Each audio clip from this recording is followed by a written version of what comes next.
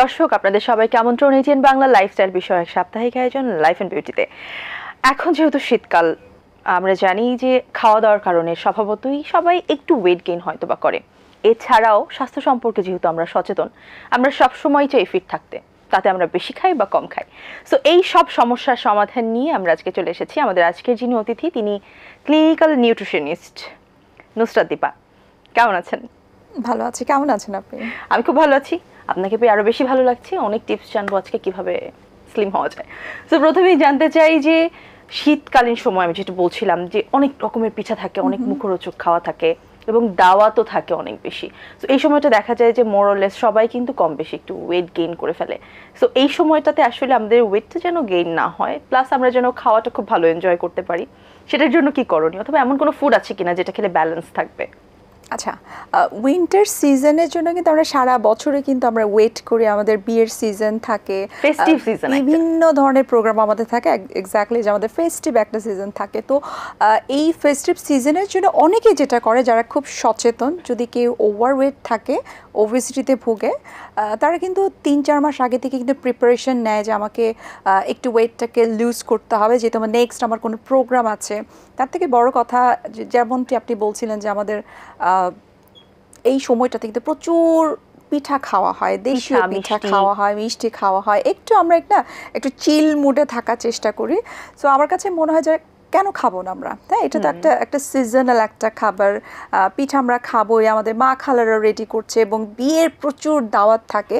আমার কাছে মনে হয় যদি সচেতন কেউ থাকে, ব্যক্তিগতভাবে সচেতন থাকে, চাইলেই দাওয়াত অ্যাটেন্ড করতে পারবে, চাইলেই সে পিঠা খেতে পারবে, সেটা সুইট পিঠা হোক। কিন্তু একটা বিষয় আমি যেটা পার্সোনালি সবসময় বলে থাকি, যে ব্যালেন্স যদি করে, অর্থাৎ আমি খাচ্ছি কিন্তু অন্যদিকে ফিজিক্যাল অ্যাক্টিভিটিসে যদি আমার ঠিক থাকে, তাহলে মনে হয় যে বাড়তি ক্যালোরি যেটা আমি নিয়ে নিলাম সেটাকে কিন্তু আমি বার্ন করে ফেলছি। সো ফিজিক্যাল অ্যাক্টিভিটিস কারোর যদি থাকে, তার খেতে কোনো অসুবিধা নাই। বাট এই যে খাওয়ার কথা বলছি, যে খেতে পারবে কিন্তু সেই খাওয়াটা যেন পরিমাণ মতো থাকে, পরিমিতভাবে থাকে। এখন আমি বিয়ে বাড়িতে গেলাম, আমি কাচ্চি খেলাম, আমি রেজালা খেলাম, রোস্ট খেলাম, একদম পেট পুড়ে আমি খেলাম, সেটা করা যাবে না। আমি পরিমাণ মতো খাবো। সেই খাবারটার সঙ্গে যদি একটু হাই ফাইবার কোনো কিছু থাকে, সাপোজ সালাদ আইটেম যদি থাকে, একটু ভেজিটেবল নেওয়া যায়, তাহলে কিন্তু ক্যালোরি পরিমাণটা কিছুটা কাট ডাউন করা যায়। এবং খাওয়ার পরে আমাকে যেটা করতে হবে, হয় ওই দিন অথবা তার নেক্সট 2 থেকে 3 দিন যদি আমি একটু ফিজিক্যাল অ্যাক্টিভিটিস করি, তাহলে মনে হয় এটা ব্যালেন্স করে ফেলা সম্ভব।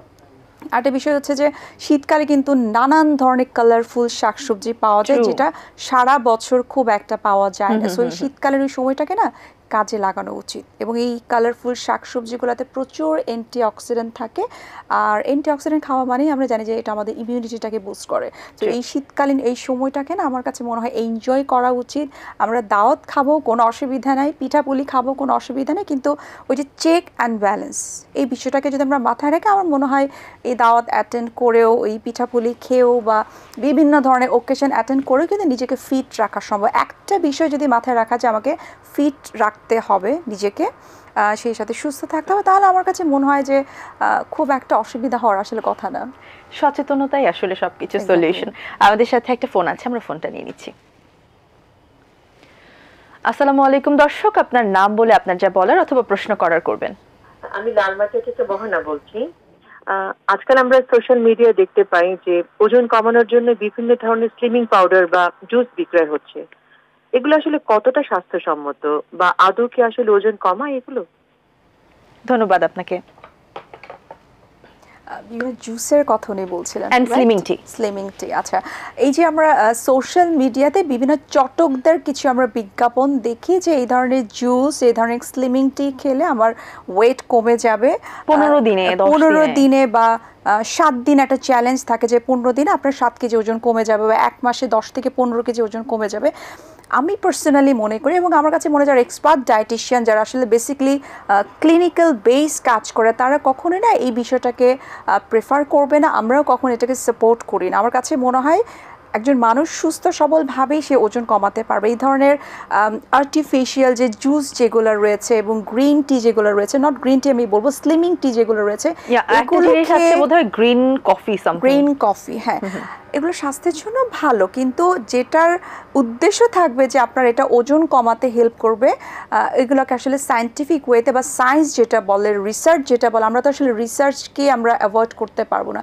রিসার্চে কিন্তু আসছে যে এই ধরনের স্লিমিং টি বা এই ধরনের গ্রিন কফি যেগুলো আছে সেগুলো আসলে স্বাস্থ্যের জন্য ভালো না। আমরা হয়তো সামটাইমস ওকেশনালি খেতে পারি, কিন্তু দিনের পর দিন, মাসের পর মাস যদি আমরা ওয়েট কমানোর জন্য এই ধরনের আর্টিফিশিয়াল টি, আর্টিফিশিয়াল জুস খেয়ে থাকি, সেটা আলটিমেটলি কিন্তু আমাদের লিভারের জন্য অনেক ক্ষতি করে, আমাদের কিডনির জন্য অনেক ক্ষতি করে। আমার মনে হয় তার থেকে বেটার কেউ যদি ওজন কমাতে চায়, একটা হেলদি লাইফস্টাইল, একটা ডিসিপ্লিন একটা লাইফস্টাইল যদি সে মেনটেন করে, তাহলে কিন্তু তার পক্ষে সুস্থ থাকা এবং ওজন কমা সম্ভব। এবং এক্ষেত্রে আমরা সবসময় বলে থাকি যে এই যে আমরা গুগল দেখে, সোশ্যাল মিডিয়া দেখে আমরা ওয়েট কমানোর জন্য বা ফ্যাট কমানোর জন্য, ব্লাড সুগার কমানোর জন্য বিভিন্ন ধরনের আমরা এই যে বিজ্ঞাপনগুলোকে আমরা ক্যাচ করছি। এইটার সাথে আমি একটু অ্যাড করতে চাই, সেটা হচ্ছে সোশ্যাল মিডিয়া। যেহেতু আপনি বলেন সোশ্যাল মিডিয়াতেই আসলে অ্যাডভার্টাইজ গুলো বেশি আসে, সেখানে কিন্তু আমরা দেখি অনেক সময় অনেক নিউট্রিশনিস্ট যারা তারা এগুলোর প্রমোশন করছেন এবং তারা বলছেন যে এটা খেলে খুব তাড়াতাড়ি ওজন কমানো সম্ভব এবং সাইড এফেক্টস খুব কম। এই বিষয়ে আসলে কি বলার আছে? আচ্ছা, এটা অনেকেই করছে, এক্ষেত্রে আসলে আমার পার্সোনালি কিছু বলা নেই, বাট আমার কাছে মনে হয় যারা করছেন তারা যদি ভালো প্রোডাক্ট, অথেন্টিক প্রোডাক্ট বুঝে তারপরে সেই সোশ্যাল মিডিয়াতে বিজ্ঞাপনটা করেন, তাহলে সেটা অ্যাকসেপ্টেবল। কিন্তু আমার কাছে মনে হয় একজন নিউট্রিশনিস্ট হোক, একজন ডক্টর হোক, যিনি এটাকে প্রচারণা করুক না কেন, আমি as a client or as a patient আমার কাছে যাচাই করতে হবে এই প্রোডাক্টটা আসলে কতটুকু ভালো। আমি সোশ্যাল মিডিয়াতে দেখলাম একজন ডক্টর বলছে, আমি সোশ্যাল মিডিয়াতে দেখলাম একজন ডায়েটিশিয়ান অর নিউট্রিশনিস্ট এটা নিয়ে কথা বলছে, কিন্তু আমাকে এটা যাচাই করতে হবে। অনেকে এটাকে আসলে প্রফেশনালি দেখছে, এটা কাইন্ড অফ আমার কাছে মনে হয় একটু বিজনেস বলা যেতে পারে। বাট আমি বলবো সব প্রোডাক্টেই খারাপ বলবো না, কিন্তু ব্যক্তিগতভাবে আমি যদি সচেতন থাকি, আমি বিজ্ঞাপন দেখলাম, একজন ডক্টর বলছে, একজন নিউট্রিশনিস্ট বলছে, সেখান থেকে আমার কাছে মনে হয় যে নিজেকে কতটুকু সচেতন থাকতে হবে, সেই বিষয়টার প্রতি একটু প্রায়োরিটি দিতে হবে এবং দেখতে হবে সেটা বিএসটিআই অনুমোদন কিনা, এবং সেই প্রোডাক্টের নাম দিয়ে যদি আমি একটু গুগলে সার্চ দিই, তাহলে কিন্তু অনেক ইনফরমেশন আমি পেয়ে যেতে পারি। সো আমাকে জেনে বুঝে তারপর খেতে হবে। রাইট, আমরা এটা নিয়ে আরো কথা বলবো। আমরা একটা ফোন রিসিভ করছি। আসসালামু আলাইকুম দর্শক, আপনার নাম বলে আপনার প্রশ্ন বলবেন। ওয়ালাইকুম আসসালাম আপু। আমি একটু আপুর সাথে কথা বলতে চাচ্ছিলাম। শিওর, আপু শুনছেন। আচ্ছা, আমার যেটা জানার ইচ্ছা সেটা হচ্ছে, আমার হচ্ছে দিন দিন ওয়েটটা বাড়ছে, কিন্তু আমি সারাদিনও ওরকম কিছু খাচ্ছি না, তবুও কেন এরকম ওয়েটটা বাড়ছে সেটা আমি আসলে বুঝতে পারছি না। আমি সকালে খুবই অল্প খাচ্ছি, আমি দুপুরও কোনোদিন খাই বা খাই না, তো রাতও ওরকম হেভি কোনো খাবার নিচ্ছি না, তবুও আমার কাছে মনে হচ্ছে যে আমার তুলনামূলকভাবে আগের থেকে আমার ওজনটা বাড়ছে। তো আপনার হাইট এবং ওয়েটটা কতটুকু মানে আছে? কোনো কিছু খেতে হবে বা আপনার হাইটটা এবং ওয়েটটা যদি আমাদের একটু বলতেন। জি, আপনার উচ্চতা এবং আপনার ওজন আমাদেরকে যদি একটু বলতেন। আচ্ছা, আমার হাইট হচ্ছে 5 ফুট 2, আমার এখন বর্তমানে ওয়েট হচ্ছে 58। আচ্ছা, ঠিক আছে, থ্যাংক ইউ। আচ্ছা, অনেক বড় সমস্যা। হাইট হচ্ছে 5 ফিট 2 ইঞ্চি বললেন। 5 ফিট 2 ইঞ্চি অনুযায়ী আমরা যেটা আইডিয়াল বডি ওয়েট বলি যে 46 থেকে 51 আর 52 ম্যাক্সিমাম, সেখানে 58, তার মানে উনি একটু ওভার ওয়েটে আছে। তো এক্ষেত্রে উনি যেটা বলছেন যে উনি কম খাচ্ছেন কিন্তু তার ওয়েট বেড়েই যাচ্ছে। এক্ষেত্রে আমরা প্রথমে যেটা বলি যে কোনো রিজন ছাড়া কারো যদি ওয়েট বাড়তে থাকে, ডেফিনেটলি তাকে আমরা যেটা সাজেস্ট করি যে তার থাইরয়েড টেস্ট আমরা করতে বলি, TSH, T3, T4, এই কয়েকটা টেস্ট করলে কিন্তু বোঝা যাবে যে তার থাইরয়েড রিলেটেড প্রবলেম আছে কিনা। যদি দেখা যায় তার থাইরয়েডের টেস্ট পজিটিভ এসেছে বা রেঞ্জের থেকে একটু বেশি এসেছে, দ্যাট মিনস তাকে একজন মেডিসিনের ডক্টর বা থাইরয়েড স্পেশালিস্ট কারোর সঙ্গে কনসাল্ট করে তারপর অবশ্যই ফাইনালি যার কাছে আসতে হবে সেটা হচ্ছে একজন এক্সপার্ট ডায়েটিশিয়ান আর নিউট্রিশনিস্টের কাছে আসতে হবে। তো এক্ষেত্রে তারপর আমরা বলবো যে আপনি যতই মেডিসিন নিচ্ছেন না কেন রেগুলার বেসিসে, তারপরও কিন্তু ডায়েট ফলো করতে হবে। ডায়েটের উপরে কোনো কিছুই না, আপনার ফিজিক্যাল অ্যাক্টিভিটি, দুটো জিনিস মাথায় রাখতে হবে, ফিজিক্যাল অ্যাক্টিভিটিস এবং একটা প্রপার ডায়েট। আপনার হাইট অনুযায়ী কতটুকু ক্যালোরি দরকার, আমরা অনেক সময় যেটা করি আমরা গুগলে সার্চ দিয়ে আমরা দেখে দেখে কিন্তু অনেক ডায়েট ফলো করছি, অথবা অনেক আমাদের সোশ্যাল মিডিয়াতে অনেকে আছে যে প্রেসক্রিপশন দিচ্ছে ফ্রি। তো সব প্রেসক্রিপশন, সব ডায়েট চার্ট কিন্তু সবার জন্য না, এটা জেনারেল ওয়েতে কিন্তু দেওয়া হয়ে থাকে। সো আমার জন্য অ্যাপ্রোপ্রিয়েট কোনটা, গুগল কিন্তু জানছে না আমার থাইরয়েড রিলেটেড প্রবলেম আছে না, মানে গুগল কিন্তু এই জিনিসটাও জানবে না আমার আদার্স অন্য কোনো প্রবলেম আছে কিনা।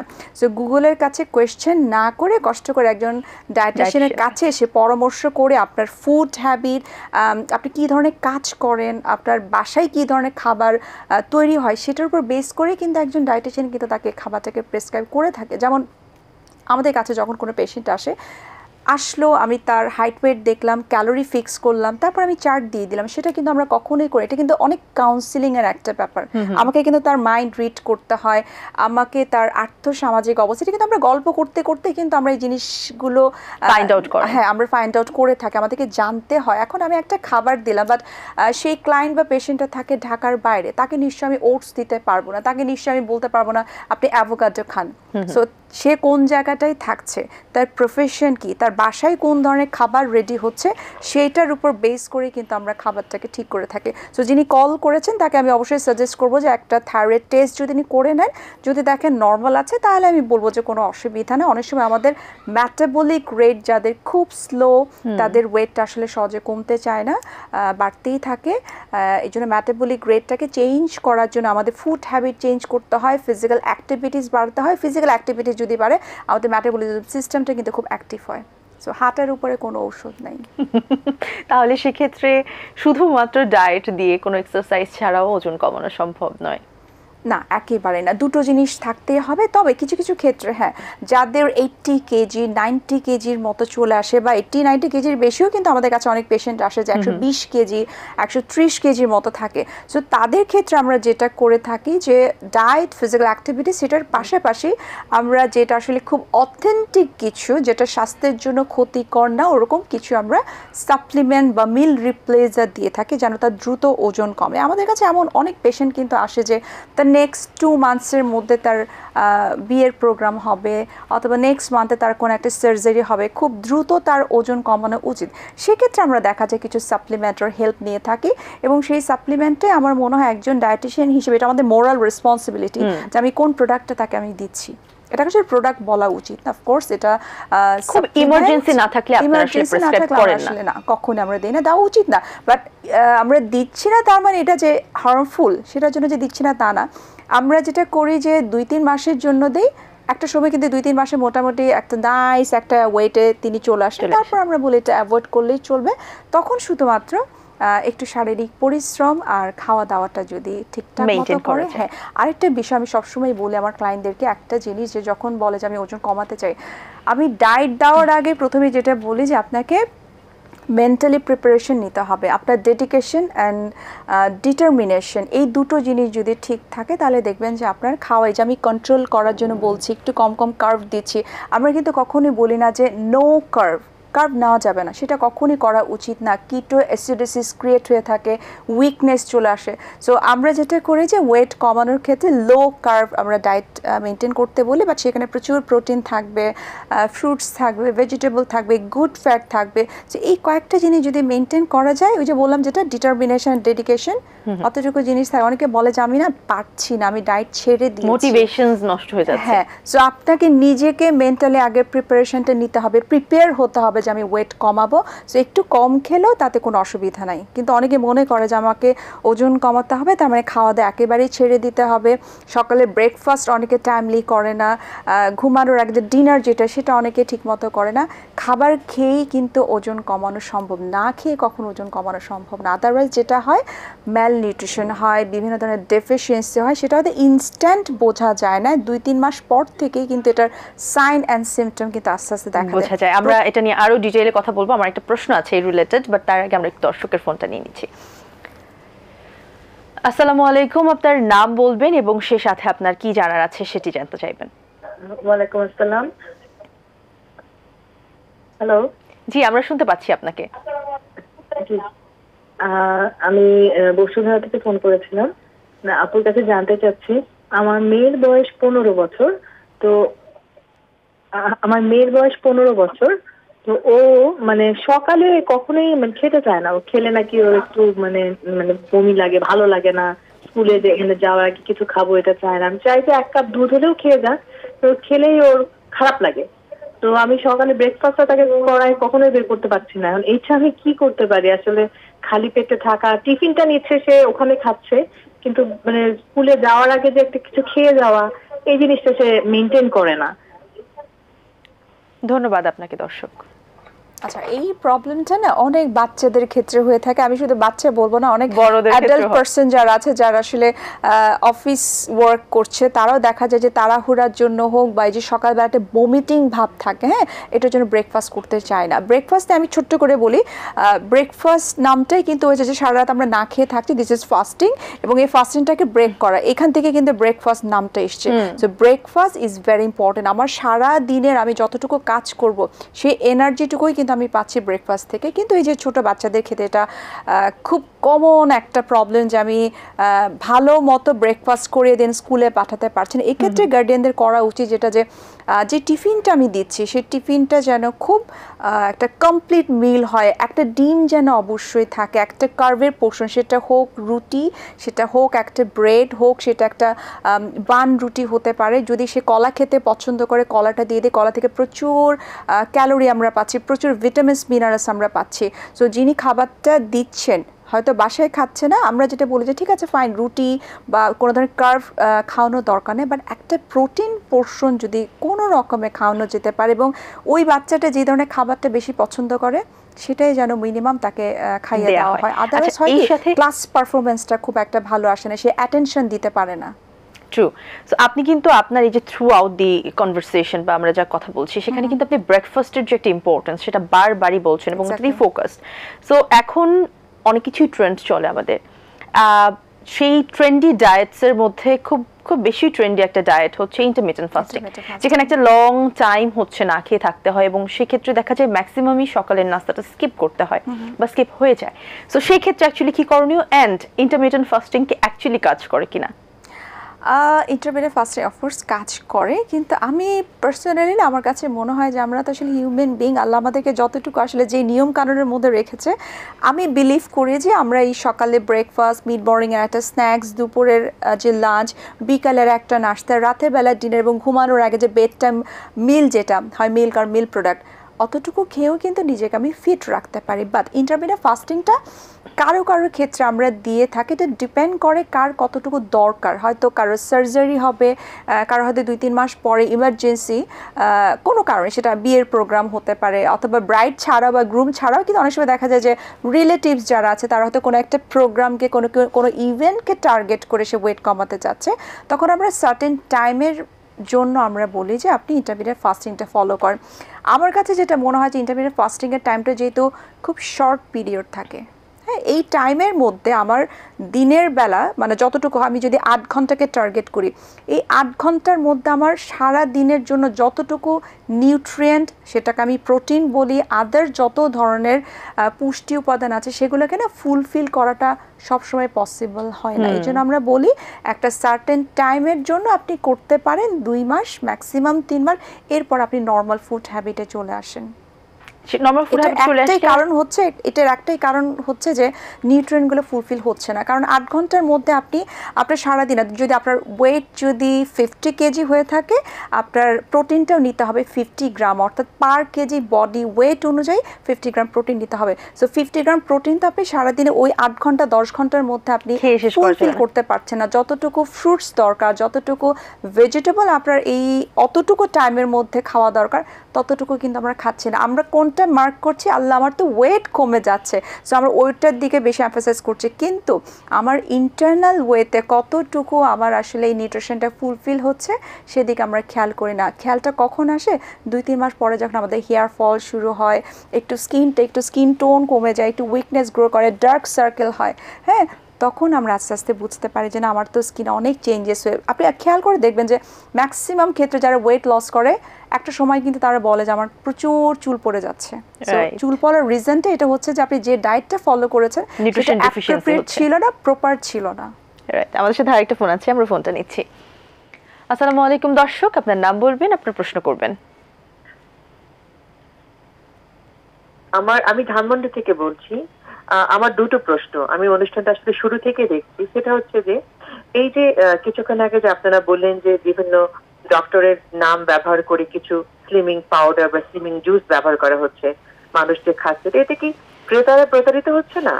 এখানে যে ডায়েটিশিয়ান অ্যাসোসিয়েশন বা আপনারা যারা আছেন, আপনাদের মতো যারা ডাক্তার আছেন, তারা কি কোনো ব্যবস্থা নিচ্ছেন না?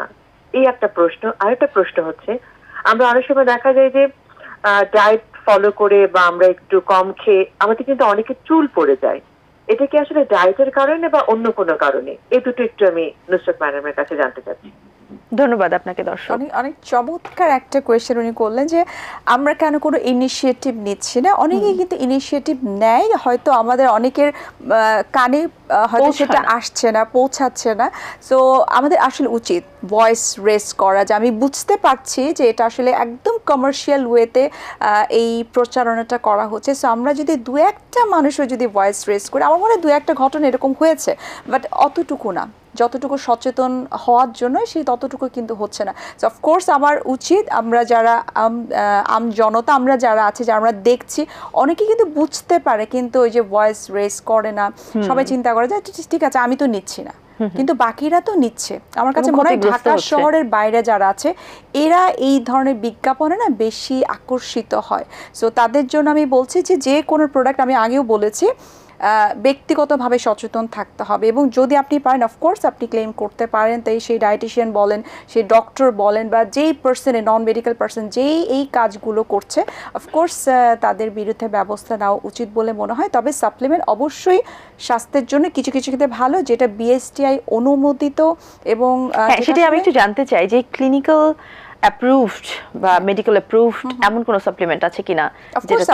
অফকোর্স আছে। যখন আমরা আইপিটিতে কাজ করি, ভর্তি পেশেন্টের জন্য যখন আমরা কাজ করি, যেমন আইসিইউ, সিসিইউ বা এইচডিইউতে যে পেশেন্টগুলো থাকে, সাপোজ একদম পেশেন্টটা ম্যাল নরিশড হয়ে গেছে, তার মাসেল ব্রেকডাউন হয়েছে, ডক্টর আমাদেরকে বলে এটা তো একটা টিম ওয়ার্ক। একটা পেশেন্টকে ভালো রাখার ক্ষেত্রে, ভালো করার ক্ষেত্রে কিন্তু শুধুমাত্র যে ঔষধ কাজ করে তা কিন্তু নয়, প্রপার নিউট্রিশন দরকার। ম্যাল নিউট্রিশনের জন্য কিন্তু অনেক সময় ঔষধটা কাজ করছে না। সাপোজ একটা পেশেন্টের সেপসিস হলো, তখন কিন্তু তার প্রচুর হাই প্রোটিনের দরকার হয়। তো তখন আমাদেরকে ডক্টররা যেটা বলে, এই পেশেন্টটাকে আমাকে দিনে 3000 কিলো ক্যালোরি সাপ্লাই দিতে হবে তার বডিতে, আদারওয়াইজ রিকভারি করাটা ইটস কোয়াইট ডিফিকাল্ট। তো সেই পেশেন্টটা মুখে খেতে পারছে না, তার নল দিয়ে খাওয়াটা যাচ্ছে। এটা আমরা অনেকে হয়তো নেজাল ফিড আমরা যেটাকে বলি, এনজি ফিড। তো তখন আমরা যেটা করি, তখন ওই সাপ্লিমেন্টের হেল্প আমাদেরকে নিতে হয়, বাট ওই সাপ্লিমেন্টে আমরা চুজ করি যেটা তার স্বাস্থ্যের জন্য ভালো এবং একেবারে হার্মফুল না। তখন দেখা যায় যে আমরা নট অনলি 3000, ডক্টররা যদি ডিমান্ড করে তার কন্ডিশন অনুযায়ী যে 4000 পর্যন্ত কিন্তু আমরা অনেক সময় দিয়ে থাকি, বাট অত বেশি আমরা দিই না। 2500 থেকে 3000 কিলো ক্যালোরি কিন্তু আমরা ইজিলি এই ধরনের ভালো সাপ্লিমেন্ট দিয়ে কিন্তু পেশেন্টটাকে কিন্তু আমরা রিকভারি করতে পারি। তবে এক্ষেত্রে যেটা দরকার হয়, মনিটর করা। আজকে থেকে আমি সাপ্লিমেন্ট শুরু করলাম, আজকে সারাদিনের পরে রাতের বেলা আমি হয়তো টেস্ট করলাম যে তার কিডনি ফাংশন ঠিক আছে কিনা, তার ক্রিয়েটিনের লেভেল ঠিক আছে কিনা, তার ম্যাগনেসিয়াম পটাশিয়াম ঠিক আছে কিনা। সো মনিটর করাটা is very very important. So supplement কখনোই খারাপ না, কিন্তু আমরা কোনটার ক্ষেত্রে আমরা একটু সচেতন থাকি বা থাকতে হবে, সেটা হচ্ছে যেটা আমরা সোশ্যাল মিডিয়াতে দেখছি। সোশ্যাল মিডিয়াতে আসলে কমার্শিয়ালি, প্রফেশনালি অনেকে এই ধরনের কাজ করে থাকে।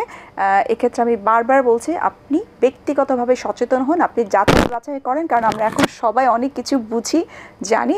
আপনি বুঝে শুনে তারপরে আপনি প্রোডাক্টটা সিলেক্ট করেন। তবে এই ধরনের ওই সোশ্যাল মিডিয়াতে কোনো একটা প্রোডাক্ট দেখার থেকে আপনি সশরীরে আপনি আপনার ডায়েটিশিয়ানের সাথে কথা বলেন।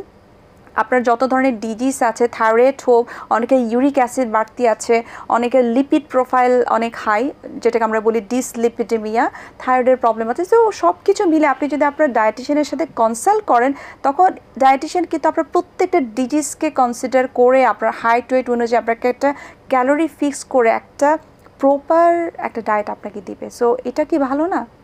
অবশ্যই তাই। এবং যে কোনো ক্ষেত্রে, সেটা মেডিসিন নেওয়ার ক্ষেত্রে হোক, সাপ্লিমেন্টস নেওয়ার ক্ষেত্রে হোক, অথবা ডায়েট স্টার্ট করার ক্ষেত্রে হোক, একজন প্রপার নিউট্রিশনিস্টের কাছে গিয়ে তারপরে আপনারা সেটা শুরু করবেন, এটা আমাদের সকলের রিকোয়েস্ট আপনাদের প্রতি।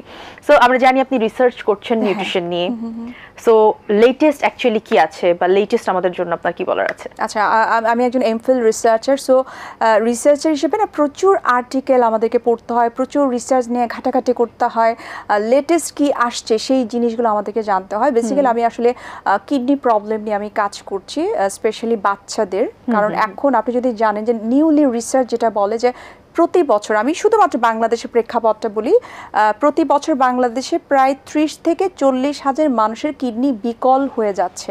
তো এটার একমাত্র রিজন হচ্ছে আমাদের ফুড হ্যাবিট, কিছু এনভায়রনমেন্টাল ফ্যাক্টরস আছে।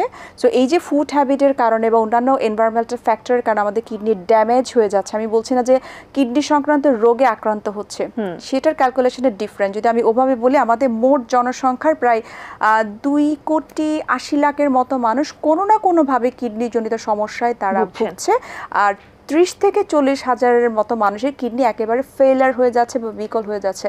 সো এই কনসার্ন থেকেই না আমার কাছে মনে হয়েছে যে কিডনি ডিজিজটা খুব ক্রিটিক্যাল। কোনো কারণে যদি আমি মেনটেন না করতে পারি, একটা সময় ক্রিয়েটিনিন বাড়তে বাড়তে তখন ডায়ালাইসিস পর্যায়ে চলে যেতে পারে। সো আমি বাচ্চাদের কিডনি রিলেটেড প্রবলেম এবং তাদের নিউট্রিশনাল ম্যানেজমেন্ট নিয়ে কাজ করছি। তো আমার কাছে মনে হয় যে একটা বাচ্চাকে যদি, যে জন্মগতভাবে কিডনি সংক্রান্ত সমস্যায় ভুগছে, তাকে যদি ছোটোবেলা থেকে একটা প্রপার গাইড দেওয়া যায়, আমি প্যারেন্টসদের উদ্দেশ্যেই বলছি যে ছোটোবেলা থেকেই যদি আপনি জানেন আপনার বাচ্চার কিডনি রিলেটেড প্রবলেম আছে এবং তার ডায়েট ম্যানেজমেন্টটা যদি আপনি প্রপারলি করতে পারেন, জানতে পারেন, ডায়েটিশিয়ানের সাথে কনসাল্ট করে, আপনার নেফ্রোলজিস্টের সাথে কনসাল্ট করে, তাহলে এই বাচ্চাটার কখনোই তার দীর্ঘমেয়াদী কিডনি রিলেটেড প্রবলেম হবে না এবং তার কিডনি ফেইলার জনিত প্রবলেমে তার ফেস করতে হবে না তাকে। আরেকটা রিসার্চের কথা বলি, যেটা আসলে আমি নিজে পড়ে আমি খুব আপসেট হয়ে গিয়েছিলাম। সেটা হচ্ছে বর্তমানে বাংলাদেশের যে অবস্থা, আমরা আসলে ঘরে বসে অনলাইনে অর্ডার করে ফাস্টফুড আইটেম আমরা খাচ্ছি, বাইরে যে আমরা উইকেন্ডে চিট ডে বলেন, কলিগ ট্রিট দিচ্ছে, ফ্রেন্ড ট্রিট দিচ্ছে, কোনো না কোনোভাবে সপ্তাহে 2 থেকে 3 দিন আমাদের ফাস্টফুড আইটেম খাওয়া হচ্ছে। সো এইভাবে কিন্তু আমাদের ওয়েট গেইন হচ্ছে, আমরা ওভারওয়েট থেকে ওবেসিটিতে ভুগছি, আমাদের লিভারে ফ্যাট জমছে, যেটা কমনলি সবার মধ্যে দেখা যাচ্ছে, ইউরিক অ্যাসিড বেড়ে যাচ্ছে, আমাদের লিপিড প্রোফাইল হাই হচ্ছে। সেটার মেইন রিজনই কিন্তু হচ্ছে আমাদের ফুড হ্যাবিট চেঞ্জ হয়ে গেছে এবং সেই অনুযায়ী আমাদের ফিজিক্যাল অ্যাক্টিভিটিস আমি বলবো জিরো, একেবারেই জিরো। যদি বাচ্চাদের কথা আপনি বলেন, বাচ্চারা স্কুল থেকে আসার পরে কোচিংয়ে যাচ্ছে, টিচারের কাছে পড়ছে, তাদের ফিজিক্যাল অ্যাক্টিভিটিসের সুযোগ কই? কিন্তু এই সুযোগটা না আমাদেরকে তৈরি করে দিতে হবে। যারা প্যারেন্টস, আমাদের কিন্তু একটা রেসপন্সিবিলিটি, এটা মোরাল রেসপন্সিবিলিটি বলবো, যে কোনো না কোনোভাবে আপনি যদি আপনার বাচ্চাকে 1 ঘন্টা 1.5 ঘন্টার জন্য টিচারের কাছে পড়ান, 30 মিনিটস আলাদা করে ফেলেন তার ফিজিক্যাল অ্যাক্টিভিটিসের জন্য। মাঠে যেই খেলতে হবে এমন কোনো কথা নেই, ঘরোয়া যদি কোনো সিস্টেম থাকে, কোনো স্পেস থাকে, আপনি ব্যাডমিন্টন বলেন, স্কিপিং বলেন, সাইক্লিং বলেন, কোনো না কোনোভাবে কিন্তু তাদেরকে ইনভলভ করতে হবে। এই ফিজিক্যাল অ্যাক্টিভিটি শুধুমাত্র যে তাকে ফিট রাখবে তা কিন্তু না, একটা বাচ্চার আইকিউ কিন্তু শার্প হয় ফিজিক্যাল অ্যাক্টিভিটিস দিয়ে। আর রিসার্চের কথা যেটা আমি বলছিলাম, 2030 সাল নাগাদ, যেটা আমাদেরকে রিসার্চ এখনকার সিচুয়েশন অনুযায়ী কিন্তু বলে, 2030 সাল নাগাদ আমাদের ক্যান্সার রোগীদের সংখ্যা প্রায় 15 থেকে 20 গুণ পর্যন্ত বেড়ে যাবে। এটার রিজন হচ্ছে শুধুমাত্র ওবেসিটি বা ওভারওয়েটের কারণে। সো আমি একজন ডায়েটিশিয়ান হিসেবে আমার কাছে মনে হয় যে এটা আসলে খুব মেনে নেওয়ার মতো না, যে আমার ওয়েট বাড়তে এটার জন্য আমার ক্যান্সার হবে। নট নেসেসারি যে ওভারওয়েটের জন্য, ওবেসিটির জন্য আমার ওজন বেড়ে যাবে, আমার ক্যান্সার হয়ে যাবে, সেটা কিন্তু না। তার ফ্যাটি লিভার হতে পারে, তার কার্ডিক রিলেটেড প্রবলেম হতে পারে, বাট কারো কারো ক্ষেত্রে যদি খুব বেশি ব্যাড লাক হয়, সেক্ষেত্রে সে হয়তো ক্যান্সার রিলেটেড এই ধরনের সমস্যায় সে ভুগতে পারে। সো আমরা কেন জেনে শুনে বুঝে, আমরা সবাই অনেক কিছু সোশ্যাল মিডিয়াতে দেখছি, আমরা নিউজে দেখছি। সো আমার কাছে মনে হয় নিজেকে ফিট রাখাটা অনেক বেশি ইম্পর্ট্যান্ট। এবং এখন কিন্তু প্রত্যেকটা ডায়েটিশিয়ান, তার পাশাপাশি ডক্টররা কিন্তু একটা কথাই বলে যে আপনার ওজনটাকে নিয়ন্ত্রণে রাখতে হবে। আমি ছোট্ট করে একটা এক্সাম্পল দিচ্ছি। ধরেন আপনার অ্যাজমার প্রবলেম, কেউ হয়তো তার ডায়াবেটিস রিলেটেড প্রবলেম, কারো হয়তো কার্ডিয়াক রিলেটেড প্রবলেম, সে কার্ডিওলজিস্টের কাছে গেল, কেউ হয়তো বক্ষবিধি ডাক্তারের কাছে গেল, কারোর হয়তো থাইরয়েড রিলেটেড প্রবলেম আছে, সে হয়তো ওই স্পেশালিস্টের কাছে গেল, তখন ডক্টর ওই রিলেটেড একটা মেডিসিন দিয়ে দিল। একটা সময় এরকম ছিল, বাট এখন কিন্তু যে স্পেশালিস্টের ডক্টরের কাছে আপনি যান না কেন, সবার আগে একটা কথা সবাই বলে থাকে যে আপনি আগে আপনার ওজনটাকে নিয়ন্ত্রণে নিয়ে আসেন, দেখবেন আপনার 80% প্রবলেম কমে যাচ্ছে। solve হয়ে শুধুমাত্র যাবে। আমরা এখন ডায়েটিশিয়ানরাই বলছেন, এখন কিন্তু ডক্টররা কিন্তু সাথে সাথে এই পরামর্শটা দিয়ে থাকে যে ওয়েট যদি কমাতে পারেন, কারণ ওয়েট এমন একটা জিনিস, বাড়তি ওয়েট এটা বাকি ডিজিজগুলোকে ওয়েলকাম করে, ইনভাইট করে। সো ওয়েট কমাতে যদি চান, আমার কাছে মনে হয় আপনি সুস্থ থাকতে পারবেন। অবশ্যই, অনেক ধন্যবাদ আপনাকে। আমরা আলোচনার একদমই শেষ পর্যায়ে চলে এসেছি এবং আজকে থ্রু আউট দি প্রোগ্রাম বা আলোচনা থেকে আমরা যেটা বুঝতে পারলাম সেটা হচ্ছে, যতই বাবা মা আত্মীয় স্বজন বন্ধু বান্ধব বলুক তোমাকে তো এটাতেই সুন্দর লাগছে, সেটা করবেন না প্লিজ। যে কোনোভাবেই হোক হেলদি থাকতে হবে, ফিট থাকতে হবে এবং অবশ্যই নিজের যত্ন রাখতে হবে। আপনাকে অনেক ধন্যবাদ আমাদের আজকের আয়োজনে আসার জন্য, চমৎকার কিছু ইনফরমেশন আমাদের দেওয়ার জন্য। এটিএন বাংলা এবং লাইফ এন্ড বিউটির পক্ষ থেকে আপনার জন্য অনেক অনেক শুভকামনা। আপনাকে অসংখ্য ধন্যবাদ। দর্শক, অনুষ্ঠান শেষ করছি। দেখা হবে হয়তোবা আগামী পর্বে নতুন কোন অতিথির সাথে। সেই পর্যন্ত প্রত্যেকবারই যেটা বলে থাকি, ভালো থাকবেন, সুস্থ থাকবেন এবং আশেপাশের মানুষজনকে ভালো রাখবেন এবং অবশ্যই এটিএন বাংলার সাথেই থাকবেন। ধন্যবাদ।